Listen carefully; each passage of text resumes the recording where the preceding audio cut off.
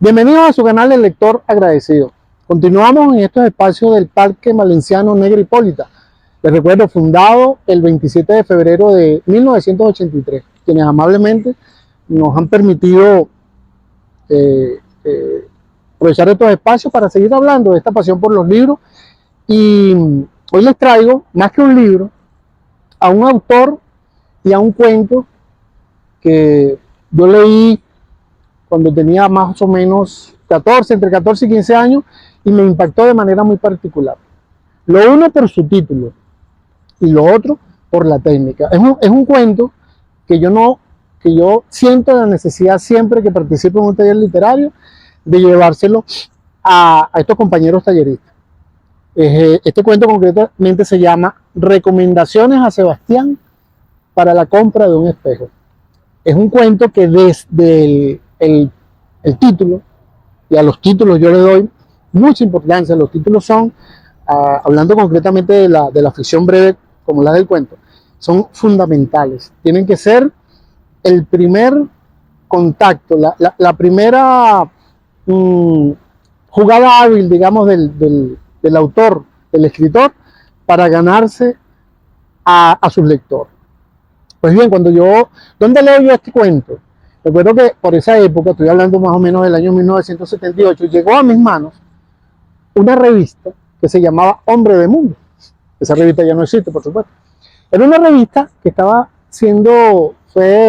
fue concebida para ganarse el favor del lector masculino, en contraposición o tratando de hacer algo parecido a lo que sea estas revistas de corte femenino, como Vanidades, Buen Hogar, en fin, que lo hacían con las mujeres.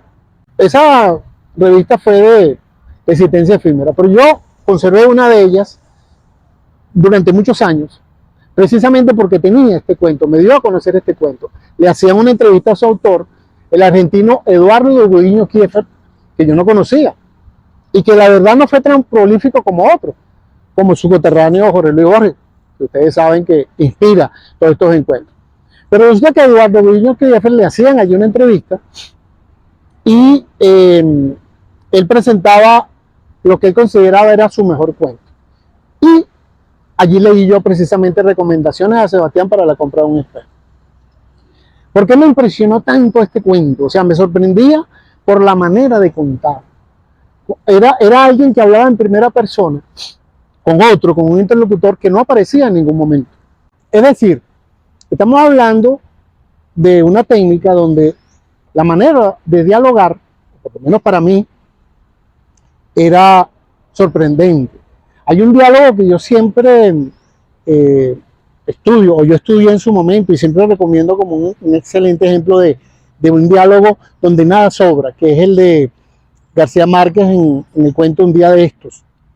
Un diálogo preciso, el encuentro entre el dentista y ese enemigo político que es el coronel que viene necesita sacarse una muela y pues tiene que venir con su enemigo.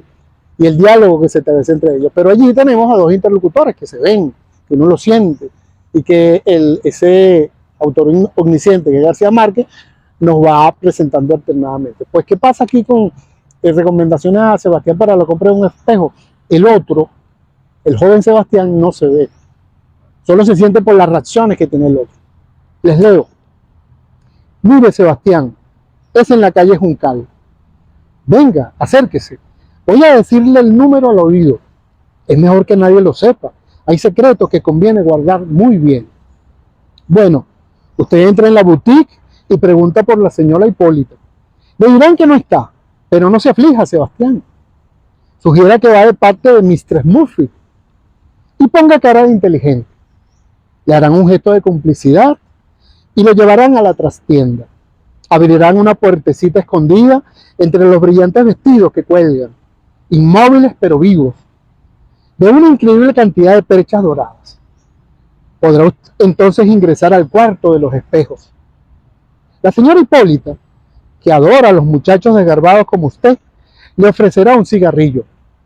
Acéptelo, Sebastián, acéptelo y aspírelo con delectación, porque sin duda será un cigarrillo egipcio con una pizquita de opio. Después contempla atentamente la colección de espejos, emitiendo de vez en cuando una interjección oportuna y discreta. Nada de exclamaciones altisonantes, a pesar del asombro. Y tenga en cuenta que en ningún momento hay que pronunciar la palabra mágico, porque se supone que usted ya sabe que todos los espejos lo son, y en especial los de la señora Hipólita.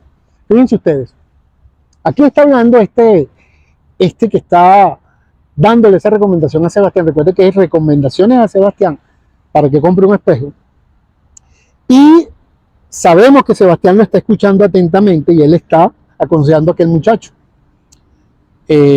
No quiero, como se diría ahora, hacerle spoiler del final de este cuento, que es breve pero intenso, y que se va a seguir manejando de esta misma manera. Un diálogo entre dos personas, pero el otro no se ve, sino que se siente en las reacciones que va teniendo su interlocutor. Es el que le está dando consejo. Continúa. Fíjense en ese, Sebastián. Sí, en ese, el ovalado con marco de plata.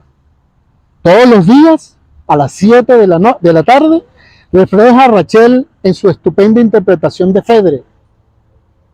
Es magnífico, ¿eh? O aquel otro, tan profundo en el misterio de su azogue, tan rico en las volutas rococó que lo rodean.